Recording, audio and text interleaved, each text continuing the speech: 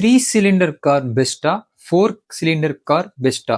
எத வாங்கலாம்? இது இப்ப ரீசென்ட் டைம்ல கார் வாங்குறவங்களுக்கு இருக்க பிக்கஸ்ட் கன்ஃப்யூஷன். இந்த டவுட்ட நம்ம கிளியர் பண்ணலாம் வாங்க. முதல்ல ஒரு விஷயம். 3 சிலிண்டர் இன்ஜின் கெட்டதும் இல்ல. 4 சிலிண்டர் இன்ஜின் நல்லதும் இல்ல. இந்த 2 இன்ஜினுக்குமே தனித்தனியான அட்வான்டேஜஸ் இருக்கு.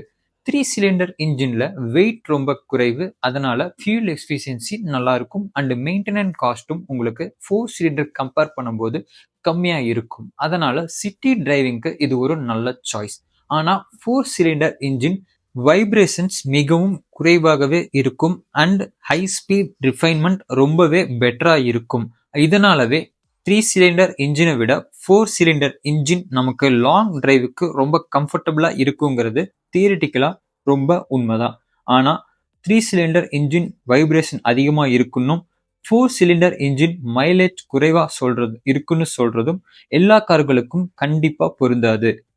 காரோட பிராண்ட்ஸ்க்கும் காரோட டியூனிங் டெக்னாலஜி டர்போ இருக்கு இல்ல அண்ட் கியர் பாக்ஸோட டைப்ஸ் இப்படி நிறைய ஃபீச்சர்ஸ் இதுல ரோல் பிளே பண்ணுது. அதனால கார் வாங்கும்போது சிலிண்டர் கவுண்ட் மட்டும் கண்டிப்பா பார்த்து நம்மளால வாங்க முடியாது. பிராண்டுக்கு பிராண்ட் இதோட ரிஃபைன்மெண்ட் அண்ட் மைலேஜ் மாறுறதுக்கு ரொம்ப நிறைய வாய்ப்பு இருக்கு. உங்க யூசேஜ் என்ன? சிட்டிக்கு யூஸ் பண்றீங்களா அல்லது ஹைவேக்கு யூஸ் பண்றீங்களா? அண்ட் உங்களுக்கு மைலேஜ் எந்த அளவுக்கு முக்கியம் இல்ல கம்ஃபோர்ட் ரெண்டு ரிஃபைன்மெண்ட் எந்த அளவுக்கு முக்கியம் அப்படிங்கிறத பொறுத்து தான் சரியான இன்ஜினை நீங்க கண்டிப்பா சூஸ் பண்ண முடியும்.